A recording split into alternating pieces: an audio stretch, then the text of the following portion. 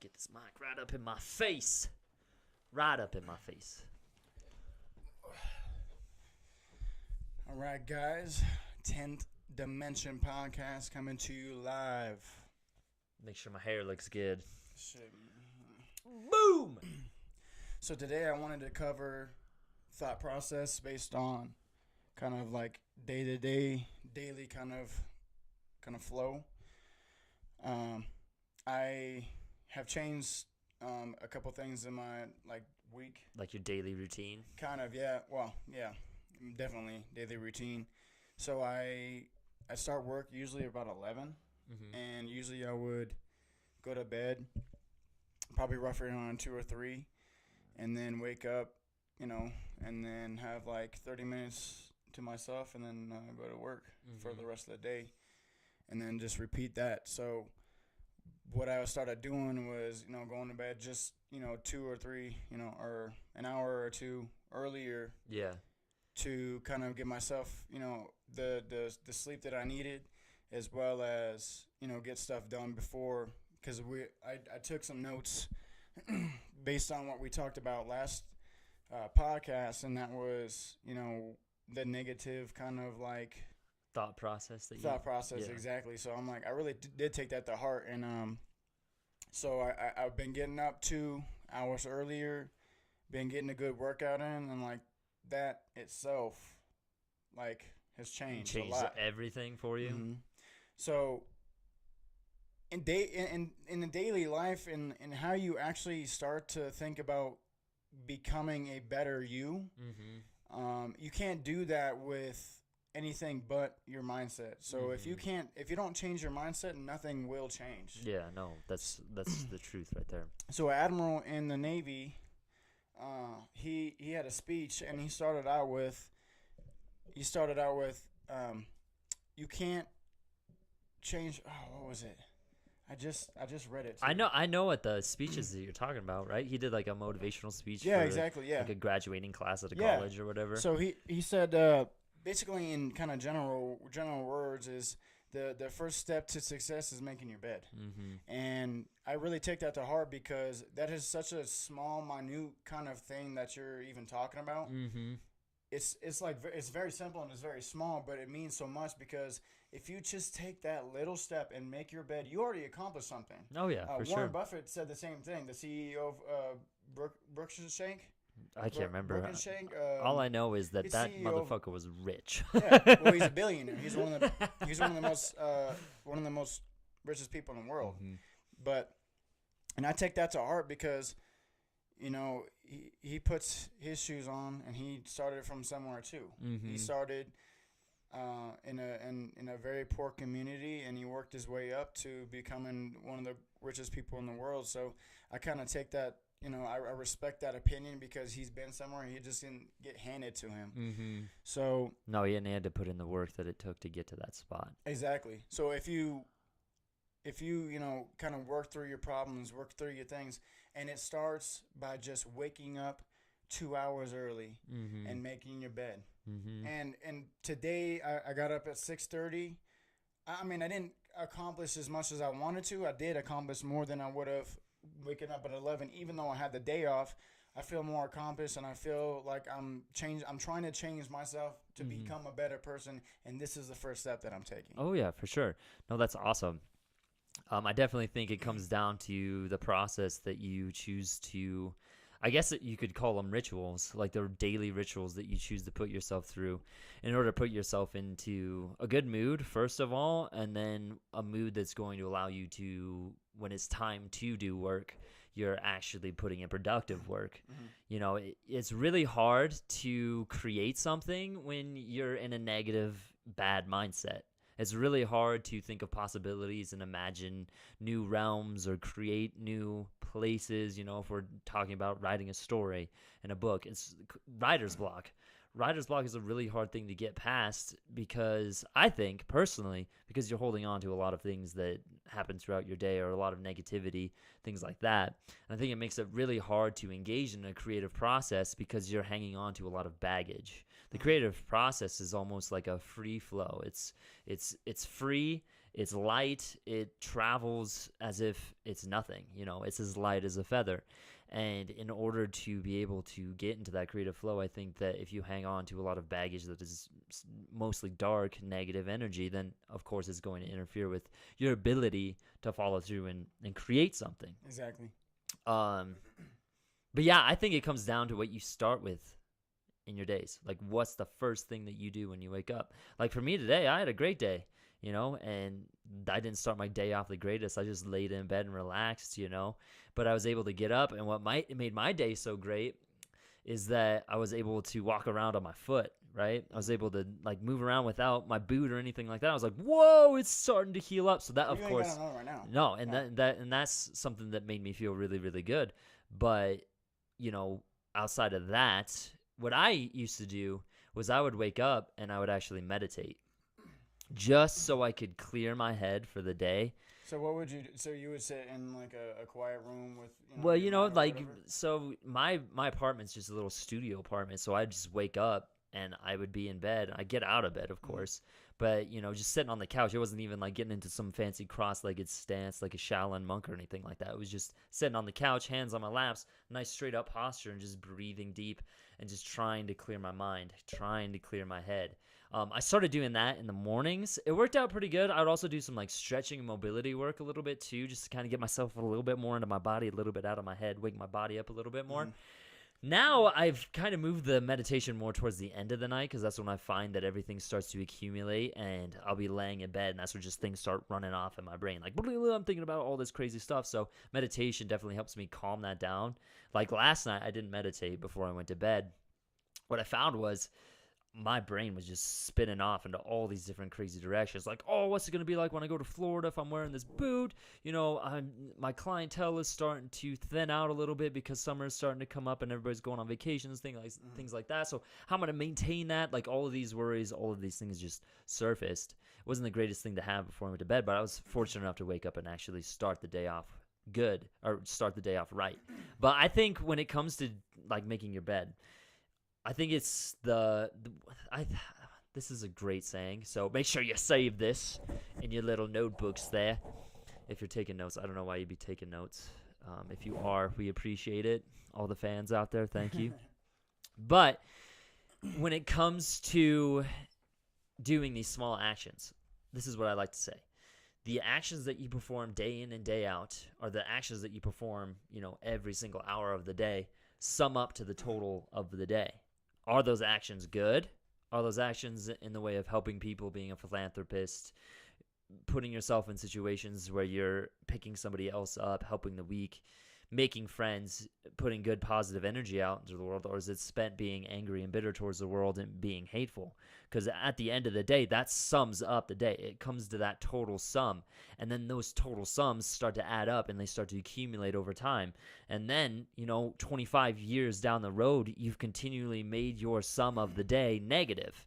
Negative, negative, negative, negative, negative. And it starts to create this ego and this identification with negativity, and all of a sudden you don't know how to live without it. You hang on to it and you wonder why you're miserable. Well, you're miserable because you love drama. You're miserable because you love being in a crisis situation where it's tragic. You love being in those situations, and because of that, you attract those things. It's the law of attraction.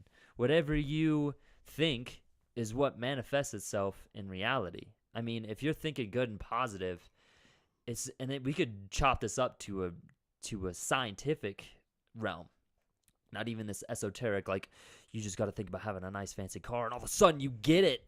It just appears out of nowhere like a freaking genie granted your wish. No, that's not exactly how it works. So the law of attraction kind of works like this. When you are thinking in that positive mindset and you're just thinking about like, oh, I'm going to be successful, I'm going to have this nice house, all these cool things are coming my way. They're coming my way.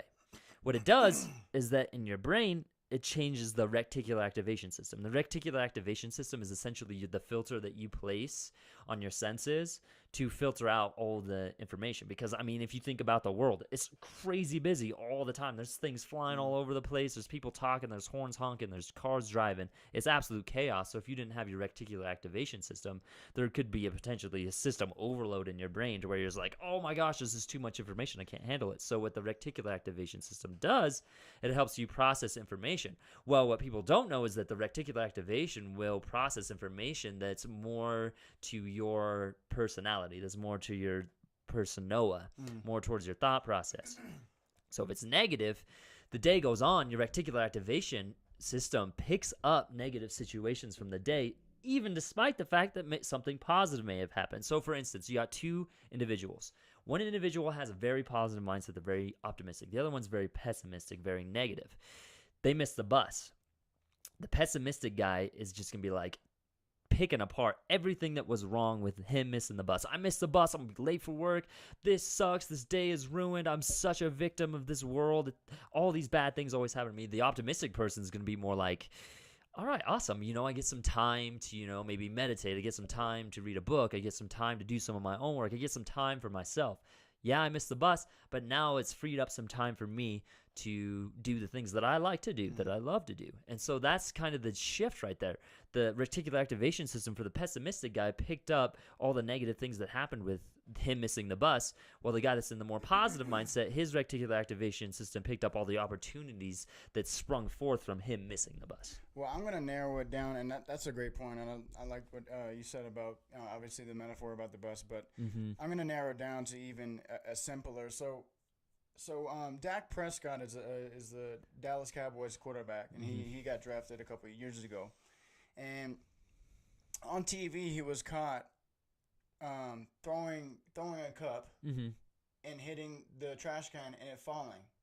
Well, everybody saw that, and then he went and not everybody saw that, but he went and picked it up, put it in the trash can. But I think that narrows it down to who he is as a person, not just because it's just picking up trash and putting it in the trash can, but yes, there's a lot of cameras on him all times, but I feel like he would do that in any situation, any daily life. So if you're if just picking up a piece of trash and putting it in the trash can, and I'm not using it as a metaphor, as I'm comparing, because everybody in the country is sitting there watching him put this cup in the trash. Such a simple thing, but at the same time, who he is as a person, that he has character just in that. And so I'm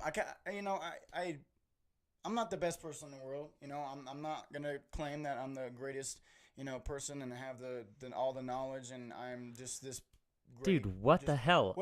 All this time, I thought you were God. Wow. I don't know about that. Podcast is over. He's now God. So anyways, I was late a couple of days to my work, and I thought in my head, I'm sitting there making excuses for myself in that why I was late to work. Why I was late to work? Because I didn't get up in time. That's just the thing. And I'm sitting there thinking in my head, like, what kind of excuses am I gonna make for the reason when the managers ask? They didn't ask, but in that moment, I'm temporarily hurting myself because I'm making an excuse for something that I know I did wrong. And I took it upon myself to be like, you know what, just suck it up, and just suffer the consequences. Yeah, like take responsibility. So I got I don't know if you know about the military or anything, but I got 2 Article 15s in the military, which means one Article 15 means you're in deep trouble. A second Article 15 means they're probably going to kick you out. So I let somebody sleep on post during our security, and that's how I got one Article 15. And the second Article 15, you're not supposed to go off this missile alert facility by yourself, let alone go out of the area.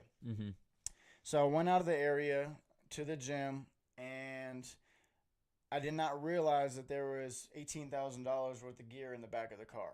Of the truck, because it was a topper. So I did not realize that there was this much. Obviously, I knew I was doing something wrong.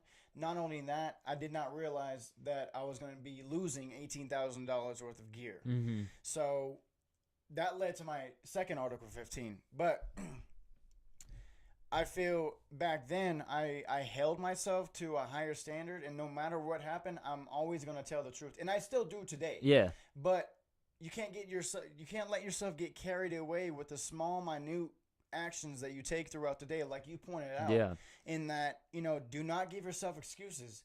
If you're gonna take some punishment, dude, take it on the chin. Mm-hmm. And if you are going to not pick up a piece of trash, I mean, there's no excuse for that. Just go do it. Yeah. And at the same time, even in your work, sometimes I don't want to serve a table. Sometimes I don't want to get somebody their damn coffee. Mm-hmm. And like it's very like frustrating, and it's not frustrating in that the work is too much. It's frustrating in that I gotta do it over and over. Yeah. And that's what work is. Yeah. You do something over and over and over and over because that's called the grind. Yeah. And so, I had to step, beside myself and say, and look at myself in the mirror and go, you know what, you're better than this. Yeah. Every day I want to wake up, make my bed on time, go to the gym and do everything that I need to do throughout the day, and look at myself in the mirror at the end of the night. And I want to be proud of myself. Yeah, for sure. And so, like I said, making your bed, that is step one to success. Mm-hmm. Like I said, man. So you have to learn to change your mindset before you change anything else. Mm-hmm. Because your body, and I'm applying this to fitness, your body is not going anywhere else, and if your mind doesn't. So if you can't change your mind, you won't change your body in fitness standards. Yeah. And with obviously, if you do something repeatedly over and over and over and expect a different outcome, that's called insanity. Yeah. And so if you look at yourself in the mirror every day and think that you're doing the best that you can, but you're lying to yourself, that's insanity. Oh yeah. You're insane. Mm-hmm. You're crazy to think that getting up at 11 when you have to be at work at 11:30 is going to get you in a good path to success. That is insanity. Mm-hmm. And like I said, I'm glad I'm holding myself to that, because only I can hold myself to that. Nobody else can. Mm-hmm. Nobody gonna come knock on my door, ring my doorbell and wake me up and say, "Hey, get your ass to the damn gym before you got to go to work, because it's gonna make you feel better." Yeah. You have to do that by yourself. So take it upon yourself. If you're out there and you're not doing anything to change your circumstances, or create positivity in a forward direction by just doing the small things. That's what I'm holding on. Oh yeah. Just doing the small things, please. That's all I ask. I'm not asking that of you. You have to ask that of yourself. Yeah. I think responsibility is probably one of the bigger ones to touch on. I'm glad you said that too, because that kind of shines a light on me too, personally. Because I know, for me, I'm the biggest liar to myself. Like, I will lie to myself day in and day out. About what? Just like anything in general, remember back in high school, when it came time for the end of the year, I thought it was my senior year. Senior year is ending. I'm like, yeah, I'm going to get a scholarship to go play football. And I was lying to myself. Because I didn't do the work that it took to reach that goal. When I didn't get that scholarship, when I see all my buddies getting scholarships, when I see them getting all state, all conference, all American, all that stuff, I was like, what the hell? Why am I not getting these things? I wanted these things more than any of these people did. And I just kept lying to myself. I was like, oh, it has something to do with politics, man. It's all about the politics. It's all about your last name, yada, yada, yada. I was really angry and bitter towards that whole situation until I took a step back. And that was 3 years out of high school that I finally took the step back and was like, dude, the only reason you didn't reach your goals and make your dreams happen was not because of anybody. It wasn't because of any specific circumstance or situation. It was all because of you. And I still find myself doing it. Like, even now, I find myself, when it comes to starting this business, like, oh, I'll start this business, but I'll push it back. I'll procrastinate on the thing. And I'm lying to myself and lying to myself in the fact that, I really do have something to contribute, but I keep trying to find the secret thing that's going to make people like it. And it's like, dude, you can't make people like something. Doesn't matter how cool it is. There's always going to be that person that absolutely hates it, or there's always going to be that individual that doesn't agree with it. So it all comes down to, what is it that you can bring to the world that is authentic to you? It's not the next cool thing. It's not the cool thing that everybody's doing. It's not like, one of the bigger fitness trends is like wearable technology. Like you just create something that counts your reps for you while you do a bench press. Like that is not how you do things. That's not how you should do things. Like cryptocurrency is huge right now, and people are getting into it like crazy because it's where the money's at. They think, I'm going to go where the money is. But what they don't realize is that is that's a false pathway. That's a pathway that you'll pursue in vain and most likely fail because you're pursuing something that you don't thoroughly enjoy. So when it comes down to the end of the day, it's what do you enjoy? What do you enjoy teaching? What do you love to do day in and day out? And pursue that, even if it's just finger painting, dude. Mm-hmm. Like if you just like to put a bunch of paint on your hands and smear it all over a piece of paper, then do that and continue to do that. Well, as I was doing research on it, because I want to know what what we're talking about. Yeah.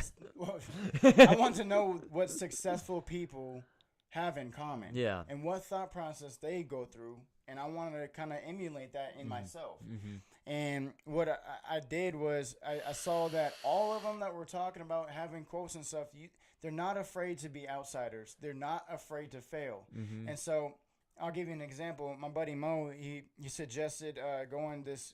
It's called tsomething.com, and he's like, yeah, bro, all you got to do is set it up, load your. By the way, this is Big Dreamin'. We're coming out. I'm not even joking. Like 2 weeks, I'm gonna have stuff on BigDreamin'Apparel.com. Please hit me up if you want to get any of the products. You know what I'm saying? Big Dreamin'. Pinky up. I got you. Pinky up. So, anyways, he was telling me how to, go to basically the easy route. Just, give your information to this t-shirt place and whatever, and load the pictures up, load the designs up, and then basically they take care of the rest. But I'm like, in my head, I'm like, how is that challenging myself? Mm-hmm. Literally, I'm just giving a company designs to put on a t-shirt, and then they take care of the rest. Like, I want to be a business owner one day, and this is the way I'm gonna grind. If I fail doing this, that is perfectly okay, because every single millionaire has been bankrupt. Oh yeah. So it's like they're so ready. I mean, obviously, I want to be in this loop too. I want to be ready to be able to fail, get back up, and start anew. Oh yeah, for sure. And if I fail, and if I can't, you're gonna fail. You're going to fail, and if you don't fail, you don't learn nothing. Mm-hmm. So I'm putting myself in the position to fail, but obviously I'm not striving to fail. Yeah. So I'm gonna do the best that I can, and if I fail, it's okay, because failure just leads to success. I feel. Oh yeah, for sure. If you don't learn you don't learn anything from success. Mm-hmm. Quitting is not in my vocabulary, so I'm never gonna quit. Mm-hmm. But at the same time, I'm gonna give it my all every day, and that's starting with making my bed and getting up 2 hours early. Oh yeah, for sure. No, that's awesome. But yeah, definitely millionaires and successful people, they do have a lot of things in common. I think, and I don't think anybody's really done this. I mean, there are a few individuals like Stephen Covey. He has a really good book, 7 Habits of Successful People. One of the first principles that he talks about, because it's a principle-based book, and principles are a universal thing that can be applied to any situation, opposed to, a law or a rule. It can't really be applied to any situation, but a principle can. He talks about the principle of being proactive, and when you're proactive, what essentially means is that you may not have control over the situation or the circumstances happening to you. Like, you don't have control of the bad weather. But what you do have control of is how you view that bad weather. So, like when it rains, I think I made this example last podcast or 2 podcasts ago. I can't remember exactly when. But, when it rains, people are like, oh, it's raining. It's so miserable outside. Where's the sun? I'm like, I love the rain, and I try and see the good things that are in it. But it can even go even further than that. So a good one that's actually in the book by Stephen Covey is he talks about this boss. These people work under this boss, and he's just a complete jerk. He's inconsiderate. He's pushing them too hard, yada, yada, yada, right? Everybody complains about this boss. Everybody's always talking about how, he's such a piece of this, blah, blah, blah, blah, blah, always complaining, always talking about how they're victims of the circumstance. Well, then there's another guy, a new employee comes in. He knows the weaknesses of his boss, and he chooses to build his strengths to make up for his weaknesses of his boss. So then he starts excelling. His boss starts to trust him because he chose to view it a little bit differently. He chose to view it a little more objectively, and as I am not a victim of this circumstance, I'm going to do everything in my power to ensure that I can influence this situation to better myself and those that are around me. A big thing that you see a lot of the times too is this competitive versus collaborative. So you got the people that, like, I don't want to say love to compete, but they're always in competition with somebody. They're always in competition with, the guy across the gym. They're always in competition with the guy next to him in the lane because I think they're racing everybody all the time. They're always in competition with their friends, their family, their acquaintances, their peers, always in competition. And what it does is it almost creates this like scarcity mindset, scarcity being that they don't have enough and they need more. And so this scarcity mindset locks them to this point where it's like a needy vibe. It's like a really needy vibe where they need to have the victory. They need to have the victory because they're so competitive with everybody. And it's the only thing that's going to make them feel good is if they have that victory, right? Whereas a collaborative frame, a collaborative mindset is more in the realms of everybody's my friend, everybody's my tribe. I'm out there to better myself and those that are around me. I'm looking for the strengths and weaknesses of myself and other people so that we can combine together and create this interpersonal relationship where we have the whole. Because, like, what is it? It's the old Greek mythology legend, old Greek story and Greek mythology, where Zeus made humans, and when he first created humans, he made them with 4 arms and 4 legs and 2 heads. And then when he discovered how powerful humans could be, he split them in half so that the one person would be searching for their other half for all eternity. And so that, like, ideas of like true love sprout from this, yada, yada, yada. But what I take away from this story is that humans, when they work together, when they collaborate, they are so much more powerful. They're way stronger. You don't hear about an ancestor or somebody, in the history of time conquering the world by themselves. Genghis Khan didn't conquer all of Asia by himself. He knew how to make friends, he knew how to make allies, and he knew how to pull people to a cause that was greater than themselves. And I think that's a really important characteristic. And I personally have been locked in the competitive mindset, the competitive frame of thinking for so long that it's drained me. Like, I always have to compete. When I lose, I feel like it's a shot to my ego. It's a shot to myself. I beat myself up. I'm like, oh, I didn't beat this person. I suck, yada, yada, yada. And it generates a lot of negative self-talk. Whereas there's been times where I've actually snapped into the collaborative frame where it's like, I'm not out to compete with anybody. I'm just here to have fun. I'm here to have a good time. I'm here to make friends and just see what happens. And when I am in that mindset, I'm way more productive, and people just kind of gravitate around it. They gravitate towards that because it's something that's lighthearted, it's fun, it's easygoing, and it's something that's really easy to invest in because it's not a dark vibe. You don't feel like you need to compete with this person or you need to beat this person. It evens the playing field to where everybody is equal, and every single strength and every single unique characteristic, authentic characteristic that person has to offer is considered. Whereas in a competitive frame, that authentic characteristic is almost snuffed out. Like, the person that you're competing with is trying to keep you from emulating that authentic characteristic, because then it means it's going to set you apart, and it means that that person could potentially win, right? Yeah, I mean, I kind of have a different take on it because we need competitive people, and we need kind of, like you said, like passive people in the community, in the society, in the country, in the world to kind of. Obviously, everything that you see in America was made on competitiveness. Yeah. The big companies succeed by competitiveness. So I'm not, kind of bashing either one. I think they're equal, and they both have strengths and weaknesses, just like anything else does. Well, I kind of want to add like this. What do you feel like your strengths as a person, your character, whatever you want to cover in your strengths, I'll be interested in what you feel like you are, and what you have in your In my strengths. strengths. And what about your weaknesses? Because I'm interested in, asking. I really want to know what do you feel Yeah, your like personal weaknesses yeah, are. for sure. I would say for strengths, definitely a very passionate person. I'm definitely a very knowledgeable person, but it's very specific to the circumstance. It's very specific to the subject that I'm studying or pursuing or trying to learn more about. Self development and fitness are probably the top two that I'm the most interested in, and it's what I know the most about. I wouldn't consider myself very intelligent. I just work my butt off, and I just really get sucked into it. I love it so much that it just pulls me into it.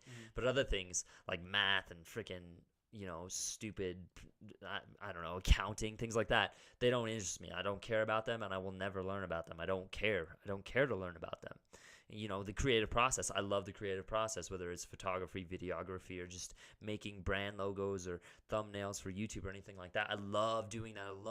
It's more about the process. I love the process of creating something. And fitness and self-development and any sort of artistic pursuit definitely makes me feel that creation, that like I'm creating something. I love feeling like I create something. So, but passion, I would say hard work, but the hard work can kind of just gets wish-washy, if you will. It's not consistent. That's what I'm trying to say. My hard work is not consistent. When I'm ready to work hard, man, I'm ready to work hard, and I work. Here's the competitive frame. I outwork everybody, but at the same time, it's like, okay, if we're in a team, I obviously need to work together. But anyways, hard work for sure. Motivation. I consider myself a very motivational person, mainly because of the self-development things that I've studied, and just because I know what it takes to reach deep down into your soul and pull out that last bit of effort that is required for you to have victory, to achieve your goals, and make your life happen. What about your weaknesses? My weaknesses, I would say, As a person, I'm lazy. I'm very quick to judge. If things don't go my way, I could tend to get upset. I don't like losing. I hate losing. That's not a bad thing. I mean, it's not a bad thing, but at the same time, it can really mess you up, because losing can encompass a lot of things, like losing a friend, or losing an acquaintance. I'm thinking about I mean, if losing to me feels like a competition. Yeah, exactly. Like That's you're in a what I was competition. comparing it to. Yeah, for me, it'd just be like I get really upset with loss, and it really affects me on a substantial level, and it really shoves me into my head. I'm very easily distracted. It's hard for me to focus at times. Mostly, I would say the ratio would be like 60-40. Like 60% of the time, it's really hard for me to focus, and then the other 40% of the time, I'm really, really focused.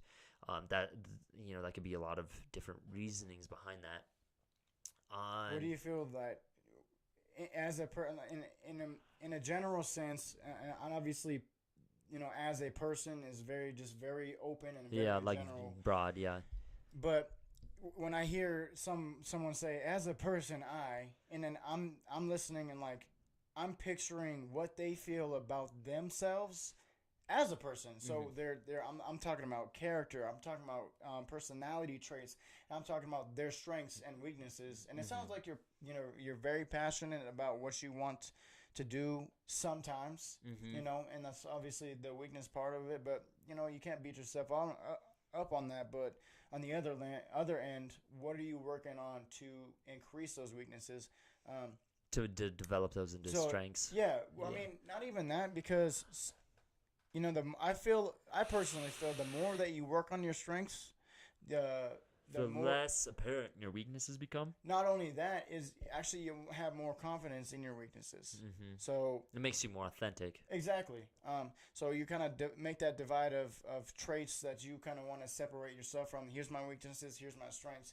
I'll give an example, and it's kind of, I mean, it's not the greatest metaphor in the world, but growing up, my dad, he actually played All-American baseball. He was like one of the top recruits in California, and he got recruited by the Angels. Anyways, he taught me to play baseball, and I was terrible at hitting in Little League. Terrible at it. But I was great at fielding. I was the best first baseman in the league, in the Little League. So what I did was, or what he had me do, was work on my fielding. So I got so much confidence filming. I'm catching every ball, tagging everybody. You ain't getting this ball past me. And so what that in turn did next season was I was obviously fantastic at fielding, but I was a great hitter. Yeah, because So you've seen your ability to I guess develop and change, right? well, I fell back onto it. So Yeah. just like anybody, like say Steph Curry, he's great at the three. It's okay. I'm gonna let this defense go right past, or this offense go right past me because I'm not very good on defense. But he has a fallback. I'm great at shooting threes, but I'm gonna make it up.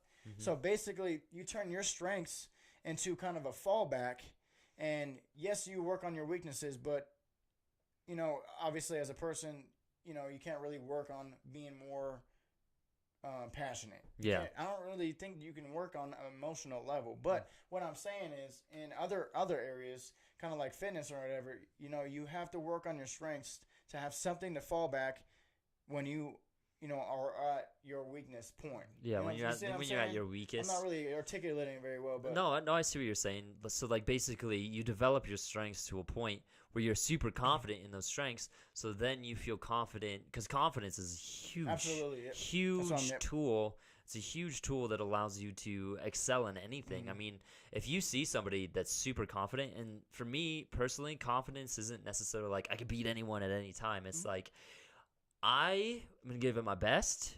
The chances of me winning are very high. If I don't win, it's all gonna be okay. I'm gonna get back up. I'm gonna try again. That's confidence to me. Well, and like, there's always that thin line between confidence and cockiness. Oh, yeah. Where if you don't win, like you were talking about, like you're just, oh my goodness, like yeah, you can't because stand yourself. when you're cocky, you feel you have control over every situation, and that's not life. No. Like, you don't have, like, if you can shoot the ball like in the gym, if you can shoot the the basket off, man, and your teammate or your team ain't doing nothing, and you're like, dude, give me the ball, man. Like, I'm better than you. I'm shooting the lights out, bro. Like, at that point, you're a little bit cocky Yeah. and have a little bit of an ego because yes, you are confident, but you're kind of overstepping that Well, boundary. you're of overconfident. You're in control, Yeah. which you're not. Which you're not. Yeah, like cockiness, I would say, is like an overload of confidence. It's like you are so confident in yourself that you blind yourself and you make yourself arrogant to possibilities that are in front of you. Yeah. Those could be good or bad possibilities. Anyways, to go off what My you bad, said, my bad. to go off what you said, Cut with, you off. oh, you're fine, man. To go off of what you said with confidence.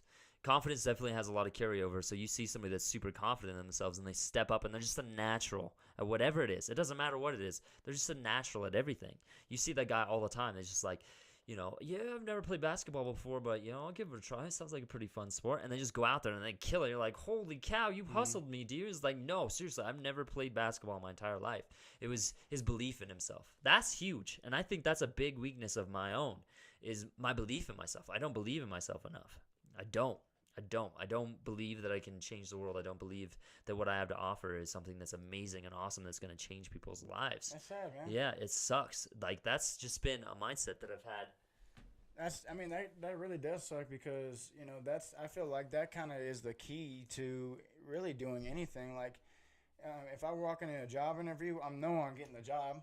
I know I'm getting the job, and not to put in a cocky perspective, but you know what? If you don't think that you're going to get the job, if you don't think that your damn clothing brand is not going to succeed, if you don't feel like you're going to be, what you want to be, what you picture yourself in 5 years to be, then you won't get there. Yeah. And that really sucks to hear, man. It really Oh, is. yeah. No, I mean, it does suck. And I've been working on it. And That's all you can do. Oh, yeah. And there are times where, I do feel like I believe in myself. Yeah. And, like, I would say, yeah, it is one of my weaknesses, my self-belief. However, when I do work on it and when I do get into that, like, flow and I get that momentum, I start believing in myself again, and I start becoming confident again. And it requires a lot of different external situations to go in my favor, which sucks because I don't like being reliant upon that.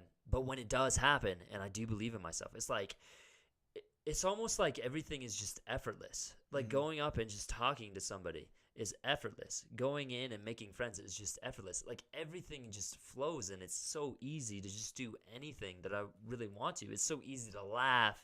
So easy to let go, and it feels amazing. Like today, I had a lot of things happen to me, external factors, and I didn't apply the principle of proactiveness properly. And so what happened was I subjected myself to those external situations, which then caused me to question my own belief in myself. Like, for instance, I have a lot of clients that are leaving. I have a lot of clients, the sessions are coming up, they're expiring, and they're leaving. And for me, when they leave, it's like, I'm not that good of a trainer. That's the immediate thought that pops in my head. Like, what am I doing wrong? Why? Like, I know all this stuff, but these people don't want to stick around. Does that mean that I'm not a good trainer? Does that mean that I don't know what I'm doing? And it takes, the main pathway that I take to navigate through this little haze, because I know how to navigate through it now. Back in the day, man, stuff like this would happen, just go into depression. But now I have the will to navigate through this, and I usually use anger. I'm like, dude, you have so much knowledge behind all of this stuff. You have so many clients that are seeing great results. You have so many people that love you. Just because a few leave means that it opens the door for more people that are going to come in that absolutely love you, that are going to do the things that you tell them to do, and that are going to see the results. And so when I told myself that, I was like, yeah, you're right. And so that's another one of my good strengths is my self-talk. My weakness may be that I lack self-belief. But like I said, I'm motivational. And I know how to motivate myself to where that self-belief kind of just, it either elevates or just falls away. It's like it doesn't even matter now that I don't believe in myself, because I'm going to do it regardless. Well, I'll give you one word to kind of perfect that. What you're talking about is perspective. Yeah. You have good perspective on yourself. Mm-hmm. And a lot of people, I feel, don't have that. They can't look outside the box. And I do this all the time, and I do question myself sometimes. I know I'm a good person. Mm-hmm. In myself, I know I'm a good person. I feel like I'm always honest with everybody around me.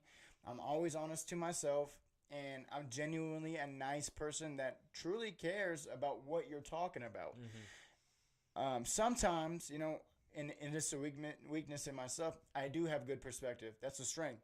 But on the other hand, I question myself all the time. Hey, am I a good person? Am I doing the right thing? Mm-hmm. And like I said, it's not a bad thing, and it's a strength. But at the same time, I don't feel I should be questioning myself morally in character. Like, because it's like, dude, and I say this to myself all the time, dude. You go to the gym, you're honest with people all the time. You go to work, you go to school. You have all these things going on, bro, and none of these include you being a bad person. Mm-hmm. You're just doing you. You're trying to do your thing. You talk to people with respect that obviously deserve it. Even people that don't deserve it, especially at my work. Mm-hmm. I still treat them with respect. And that's because, I feel like I am a good person. But, sometimes like I do. I do struggle with that sometimes. And I shouldn't. Oh, yeah. I feel like I don't know if that's just a problem within myself. I feel like a lot of people struggle with, believing in themselves, and they question themselves. And it's not like it's a bad thing either. It just means that you have a conscience. It means that you have something in the back of your brain that's keeping you in check, right? And sometimes it can hurt you, though, because then you feed into it too much. So I think the stipulation that should be made when this does happen, you question yourself. It's like, one of mine is, am I really a good personal trainer?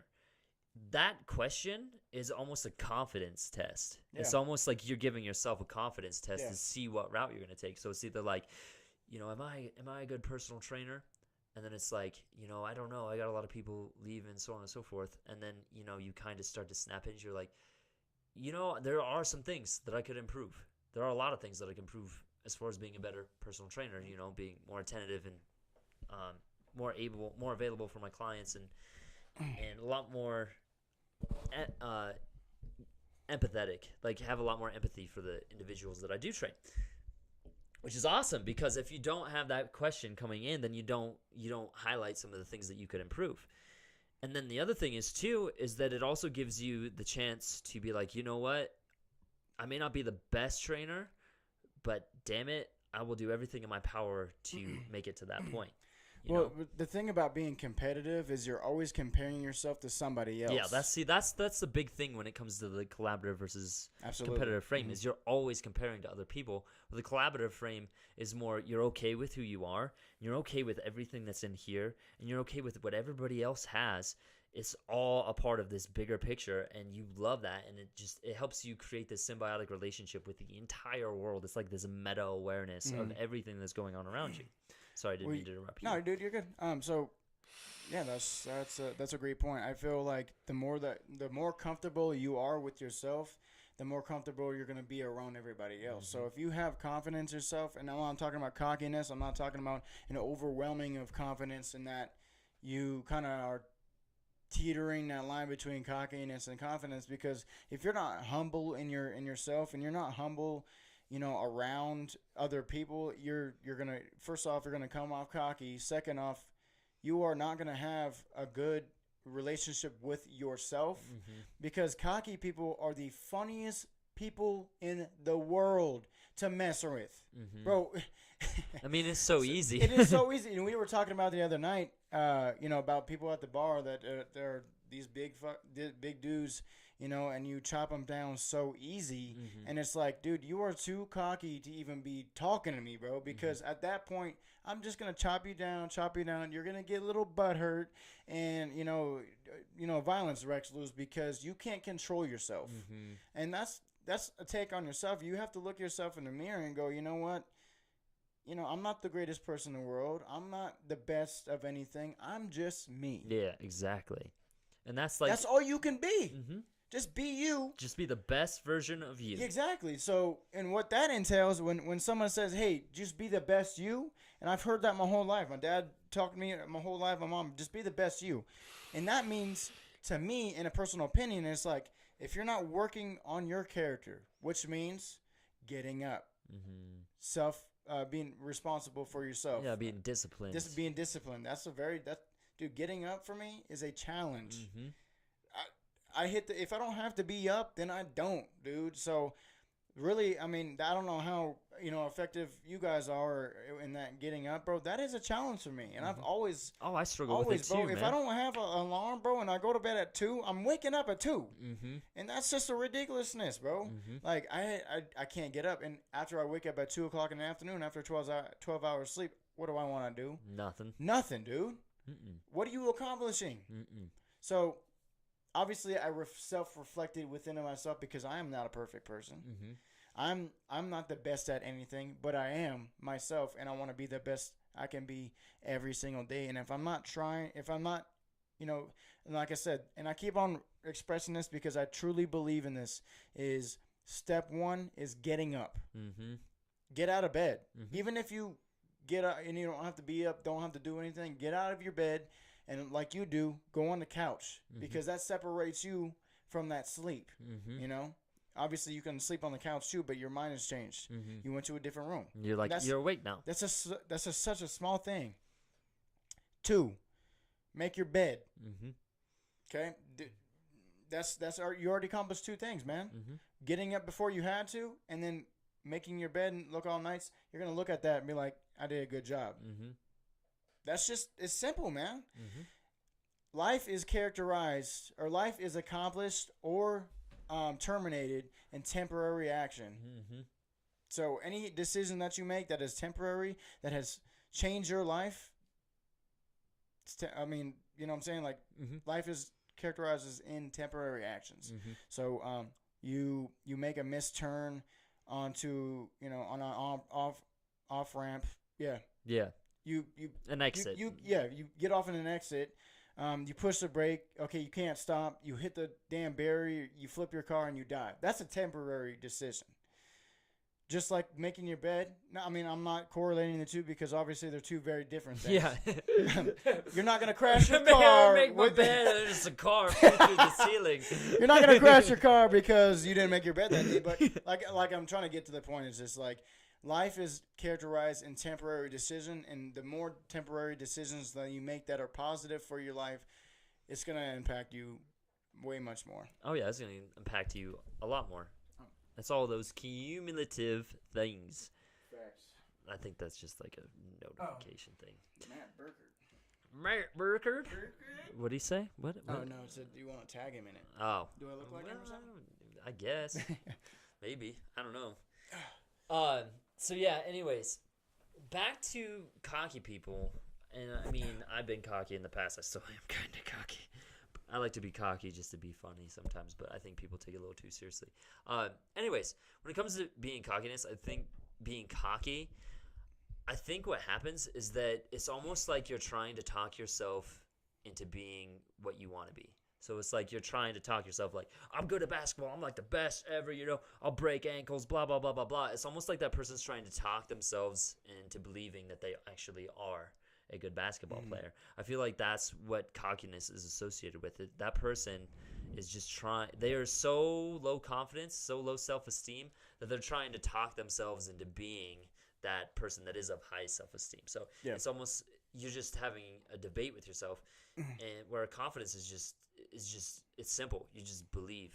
You just believe. That's it. You just believe. Simple step. Yeah. You don't have to talk yourself into it. You just believe. Like, I'm gonna step onto this court and I'm going to do awesome. And if I don't, it's okay. It's okay. And I think that's another good point to touch on is that you always have to be ready for things to just go absolutely bonkers. Like, you have to always be ready for just all the pieces of shit to hit the fan, right? You'll have to always be ready for that, but it doesn't mean that you're paranoid, and it doesn't mean that you're always on edge. It just means that you're okay. You're okay with chaos. That's it. You thrive in chaos. You love chaos because chaos means that the world is still spinning, that the world is still okay, that you're not in heaven or that you're not in hell, so on and so forth. So when you become okay in those chaotic situations, it makes you cold as steel, cold as ice, and next thing you know, lightning bolt strikes right next to you, and you don't even really react, whereas the person that was next to you shits their pants, right? So I think a lot of it comes down to, and then confidence too. Confidence is just being okay with you and all of your. I can't get this thing right, bro. Let's go playing pocket pool with the damn mic. That has to go on a lib or something. There you go. There you go. Yeah, so I mean, I understand that point in that, if you're not ready for the chaos, if you're not ready, I'm not gonna say not ready because nobody truly is ready for the unplanned. Like the uncertainty of the situation. Exactly. But at the same time, you just you take every action with a grain of salt, and you take every experience, negative experience, with a grain of salt. Actually, I'm positive too, so you don't get too high, don't get too low. Yeah, you don't like get too attached that's to either. That's a good balance. Yeah.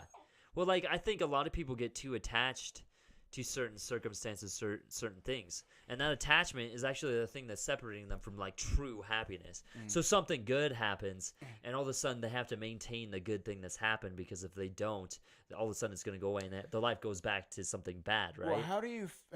Well, what would you describe in true happiness? Like, give me, like, a one sentence of what true happiness is. True happiness, I would say that, one, it's not an emotion. So when I say true happiness, it's not an emotion. So happiness, in the emotion sense, is a temporary feeling. Emotions come and go. They do. It's just how the brain chemistry works. Look at this thing, bro. So your problem here is that the gyromancer isn't connected to the surface wood.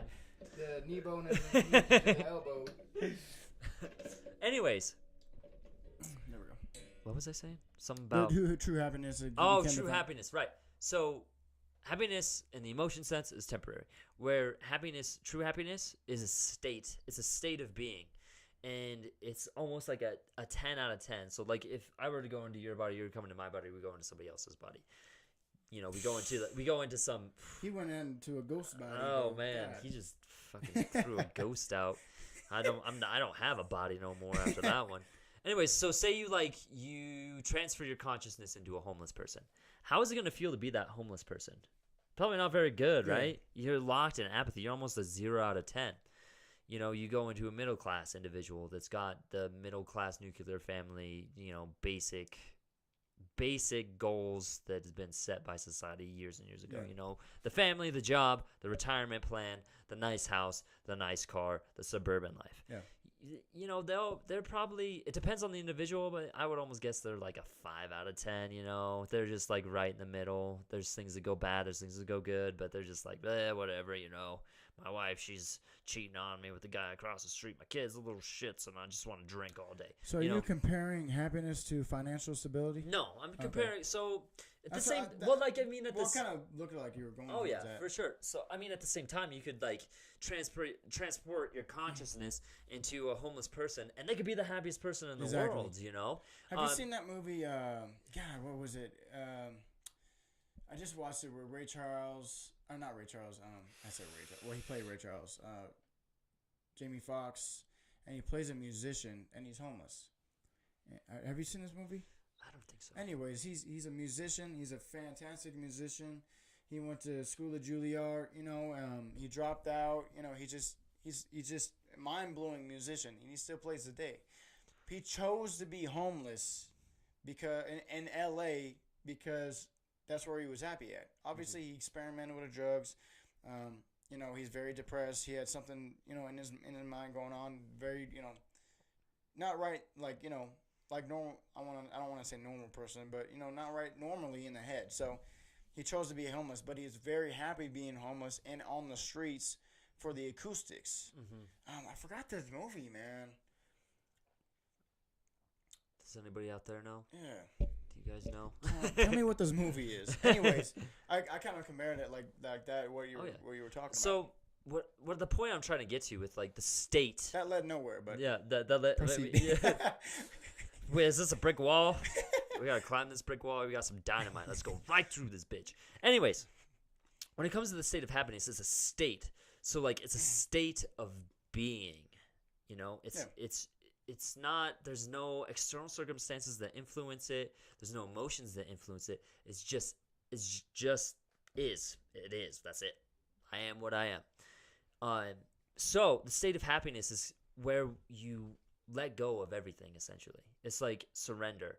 It's where you let go of past childhood trauma, where you let go of bad things, tragedies that have happened in the past. Forgiveness. It's a path of forgiveness, but it follows these levels. So you've got apathy. After apathy, you've got, I'm pretty sure it's anger. And after anger, it goes up into courage. And then after it goes apathy, fear, anger, courage. And then it moves up into, I think, like acceptance, something like that. Then forgiveness. Then it moves up into like happiness and then enlightenment. They call it the levels of energy. I think it's, what's his name? Dave Hawkins. I think that's his name, author of Let It Go. And he talks about levels of energy too. Great author. This is more like a spiritual topic too. Yeah. But anyways, it's kind of where you start to just let go of these things that you thought identified you. It's where you start to let go of your ego. And it's where you come to a place to where you just, like everything that's happening in front of you is just there. There's no thoughts attached to it. There's no judgment attached to it. It's just a state of being. It's just a state of being in the present moment. But the process by which you reach that is very difficult because you have to face lies that you've told yourself. Because you have to go deep, deep into your subconscious. Because your subconscious is like Pandora's box. There's just a lot of bad shit in it that you didn't realize you stored in there. Yeah. Like the time, for me, I know one that I always go back to, and I have a hard time letting it go, but once I do let it go, I always feel really good. But it just there's still bits and pieces of it in there. And of course, this is like a really esoteric topic, a really out there topic, but I mean, at the same time, it helps out so much. So for me, it was talking really loud, like talking loud. For some reason, I had an issue with talking loud. I was like, why do I have an issue with talking loud? It should be no issue, but I just had this unexplainable fear towards it. Like I didn't want to talk loud. I didn't want people to hear me. I was like, why? And so I just, at first, what it comes down to is just coming into a quiet place and really trying to get yourself into your body and turning off your mind. That's the first thing. There's a lot of guided meditations out there. There's a lot of individuals, a lot of spiritual teachers that can help you reach that point. Anyways, once you do reach that point, you start feeling around your body. And it's not with your hands. You're not like frisking yourself up, touching your nipples and stuff. But it's taking your mind and bringing it down into your body, and you're like trying to find these different like pain bodies. So Eckhart Tolle talks about pain bodies, the areas that you hold pain, and once they're released, you just feel this overwhelming emotion. But then when it subsides, you feel really good. So you go into these different pain bodies, and you find them. And so for me, I would just think about that. Before I would go into this meditative state, before I would try and go deep into my subconscious, I would think about it. Like, why? What's the issue? And I just started picking it apart. It's like, well, I've always gotten in trouble for talking really loud during class with teachers. I've always gotten in trouble by parents because I would interrupt them because I was so excited to talk about this specific topic and there was something serious going on. So I always got in trouble for specific instances like that. But I think I kept going deeper and deeper and deeper into it. And, well, why is that? So like the biggest question you want to ask yourself is, well, why do I feel this way? Teachers talking loud. So why is that an issue? And then it goes deeper and deeper and deeper. And you just find like, there's no reason why you can't talk loud. But the specific instance that I got to, and it took a long time, but I finally made it, obviously, because I talk louder than anybody. I'm sure everybody can hear me across the entire United States of America.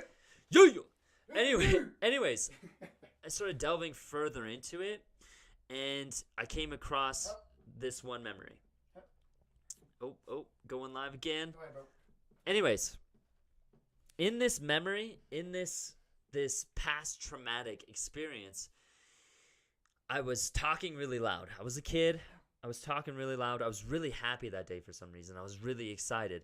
And I was talking really loud. Well, one of the people that I looked up to and who I just wanted to be friends with, but for some reason they didn't really like me, and I was always trying to like please them or whatever.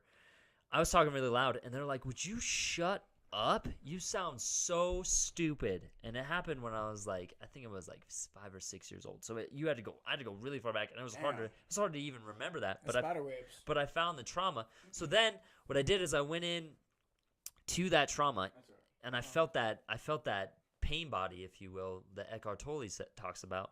And I went into that pain body, and I just sat there with it, and I let it run its course. It sucked, man. I was like shaking, and I started to cry. And I was like, what the hell is happening? I was like, this is not good. This is not good. And I was like, no, just stay with it. Because sometimes some of these things can be really traumatic. So I just stayed with it, and I sat with it, and I cried, and I was shaking, and I was sweating. I was like, what is happening? This is so freaky. Then once it like finally just kind of ran its course, I just breathed in, and I let it go. And I just imagined that like all that dark energy that was stored in there was just being released through my esophagus and through my mouth and like out of me. When I did release that, now like for me to talk loud, it takes virtually no effort, whereas before it took so much willpower for me to talk loud. The other thing was action. I started taking action every day to talk loud. I made sure that I was embodying the thing that I was the most afraid of. And I think that's a huge thing too when it comes to success that a lot of people struggle with, is their ability to take action. I know for me, that's another one of my weaknesses. We could point out weaknesses all day, but one of my biggest weaknesses is taking action. Like, I know everything that I need to do, and I have all the steps and all the knowledge behind it, but it's taking that first step on that journey. That's like taking that action to make that video, to bring the camera to the gym, to make the video, to think up of a script. Like, it's just taking that action. And I think for people that don't have a plan, that don't have knowledge of what they're going to do, I think that just taking action is going to change things substantially. Yeah. You will find a way, because now it may be painstakingly painful, but you will find a way. So for me, when it came to personal training, here's a little guilty confession here. Guilty. I didn't know how to teach people how to squat. I didn't know how to teach people how to deadlift. I didn't know how to teach people how to bench press. I have hardly any formal education in the realms of personal training and teaching other people. Guilty. I'm guilty. So I was like, I'm coming in here, a lot of the individuals that I work with, they're all awesome, and I love every single one of them, but a lot of them do have degrees. So it's like, well, I don't have any degrees. I'm just this guy walking in here off the street that only has a personal training certification to show for it and no experience. And so it sucked, but I made it to where I didn't have a choice, and I would step into that situation, and all of a sudden, I developed a process to where I can get people to squat within 2 weeks of first, like they may not be able to squat at all, but then in 2 weeks, we get them to squat. I discovered that all by just taking action. I wasn't even trying to learn anything new. I wasn't looking up videos or articles or anything like that to like, oh, how do I teach somebody how to squat? I was just doing it. I was just taking the action and thinking of different ways, trial and error, but just taking action changed everything. And I think too many people get caught up in the knowledge of everything. Like they one could be like pickup.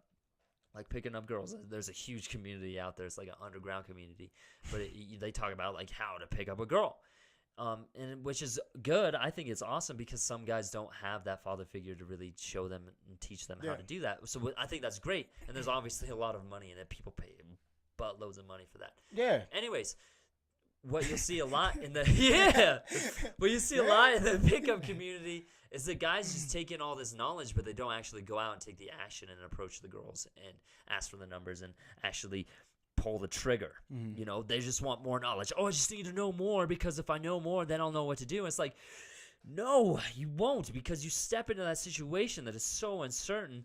And you may have all of this knowledge, but one little thing goes wrong and you don't have the knowledge or the experience or the wisdom behind that. You freak out and all of a sudden, oh, I need to know more. So then you go back into your cave and you just sit there and consume more knowledge and don't apply the knowledge.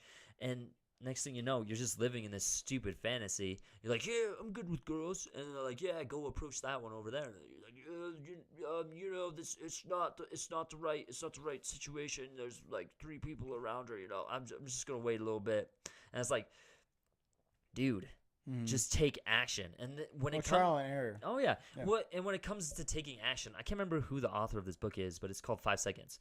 And she talks about you have 5 seconds. You have 5 seconds to make a decision. After that, your brain takes over and starts making excuses of why you should not take that action. So, you know, getting out of bed. She's like, I imagine that NASA was there. She does a few motivational speeches too, which I love. She's an awesome lady. But she says she remembers the first time this happened. She was in a bad spot, going into bankruptcy, all this crazy stuff, all this tragedy. But she said that the next morning she was going to wake up like NASA was there. Like she was a rocket and getting ready to take off with NASA. So she woke up the next morning, the alarm goes off. It's really super early. So she just starts counting down. 5, 4, 3, 2, and then boom, she shoots out of bed. And for some people it could be shorter. For some people it could be longer. I found that mine is usually about 3 seconds, like from We Are the Millers, you know, you have 3 seconds like to kiss a girl or whatever. I found that that's mine, like 3 seconds. I have 3 seconds to take action on the thing that scares me the most, or I'm going to start making excuses and not take that action. For instance, if I have somebody that I know wants to be trained, but they're an individual that is hard to sell on, and I could either, one, just not sell to him, but it's usually 5 seconds. It's usually like 5 seconds. I should make this sale to this person. I should recommend this personal training to them because I could really benefit them and I know it could help them. But it's like 5, 4, 3. And I was like, I know I can help them. I should sell to them. 2, 1. It's like, you know what? No, I'm not going to do it. I don't like this person. And then it's like, dude, you had 5 seconds to make a life-changing decision. It even comes down to life-changing decisions too. So, and that's huge. Is 3 seconds. You have 3 seconds to make a decision. And every single decision that takes 3 seconds to make is obviously going to be a decision that's going to tip the scale either in balance of your success or towards your failure and you not succeeding at whatever it is that you're trying to do. Boom. Right on, man. Yeah. Well, in conclusion, what did we cover? We covered getting out of bed, making your bed, getting up a little bit early, thought process, positivity or what? Positivity, mindsets, reticular activation system, how it picks up on the things that you are most focused on throughout your daily life. Just cherry picks them. What else did we talk about? Strengths, weaknesses, perspectives on things. Damn, we talked about so many self-development topics. I loved it. Dude. This was a good one. I liked it. Facts, man. Well, thank you guys for joining. Like I said, I'm coming out with a brand, Big Dreamin'. So that's going to be available very shortly. My Instagram, KTFit42. Yeah. Nice. Boom. My name is Yotahe. Come from the tribe of Crow's Feet. Hey. Yeah, it's a pretty cool What's tribe. with that tribe? We only scalp 30-year-old males. Oh, okay. It's not, you don't get much from the scalp though, because I mean, 75% of them are balding. So, Facts. just kidding. My name is Jacob, personal trainer at Gold's Gym in Cheyenne, Wyoming. Represent. With the dog joke. Instagram, Jacob Preston Fitness. Facebook page, Jacob Preston Online Trainer. YouTube, Jacob Preston Fitness. And YouTube, 10th Dimension Fitness. Or Podcast. 10th Fitness. 10th Dimension Podcast. So this is going to be available, guys, tomorrow morning. So if you guys haven't got caught up on our selection, so we only have one video up at 10th Dimension Podcast at the moment, but this is going to be available tomorrow if you're just coming in late. Thank you for watching. Please don't be afraid to DM. Please don't be afraid to comment.